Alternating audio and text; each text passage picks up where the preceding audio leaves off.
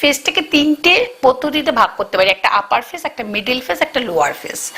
আপার face যেটা হয় সেটা হচ্ছে কোনো কপালে রিঙ্কলস আছে নাকি, চোখের পাশে রিঙ্কলস আছে নাকি, আমরা এইটাকে দেখি আপার ফেসের মধ্যে।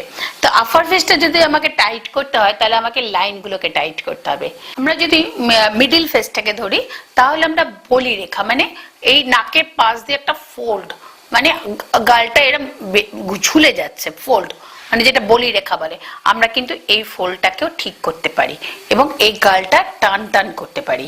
অনেকের এটা হয়, কিন্তু অনেকের আবার হয় কিরাম, ধরো এই জায়গাটায় মানে ঢুকে যাচ্ছে, মানে বয়সের সাথে সাথে এটা ঢুকে যাচ্ছে, টান টান নেই, বা এখানটা করে একটা থক থকে ব্যাপার হয়ে গেছে, কোনো টাইট নেই, সেখানে এই জায়গাটা করে আমরা কিন্তু টাইট করে একটা সুন্দর শেপ আপ করতে পারি।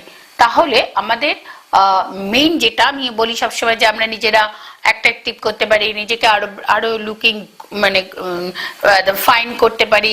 এইটা কেন বললাম, আমি এই জন্য বললাম যে আমরা যদি পারি চিকটা তৈরি করতে পারি, টাইট করতে পারি, আমাদের যদি মিডিল পোর্শনে এই জায়গাটা করে ভাঁজ হয়ে যায় সেটাকেও আমরা টাইট করতে পারি, ভরিয়ে দিতে পারি।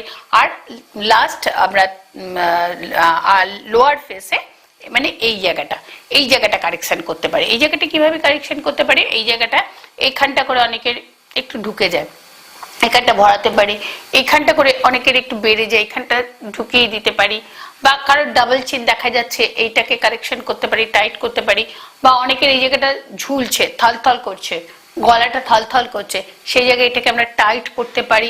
তো এইভাবে আমরা যদি একদম মানে ঠিকভাবে দেখি যে আমাদের কোন জায়গাটাকে কারেকশন করতে হবে, সেক্ষেত্রে আমরা আপার, মিডল, লোয়ার এইগুলো কিন্তু আমাদের প্রমিনেন্ট করতে হবে। আর বাকি আমাদের চোয়ালটাকে একটু ডাউন করতে হবে, মানে শেপ আপ যদি করতে হয়, লাইনটা যদি ঠিক করতে হয়, এটাকে কারোর এই জায়গাটা ফোলা থাকে, কারোর আবার ঠিক থাকে, কারোর এই জায়গাটা ফোলা থাকলে এটাকে ভেতরে ঢোকাতে পারি, এইখানটা করে টান টান করতে পারি। এইভাবে আমরা একের পর এক সুন্দর করে শেড করতে পারি।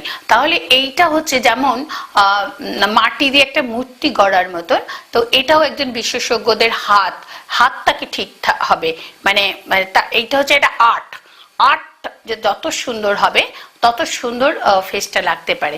তো এইবার আমরা পাশে দেখাই অনেক সময় আমরা কিভাবে সেপ আপটা করি, আমরা অনেক সময় দেখাইও।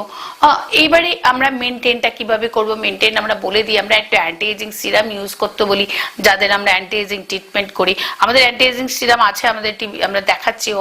অ্যান্টি এজিং সিরাম যদি ট্রিটমেন্ট নাও করেন, বাড়িতে বসে আনিয়ে নিতে পারেন, দেখবেন তাতেও আপনার অনেকটা ভালো লাগবে। স্ল্যাগি ব্যাপারটা তো চলে যাবে, একদম গলা থেকে সারা মুখ পর্যন্ত ইউজ করুন, দেখবেন ভীষণ ভালো লাগবে।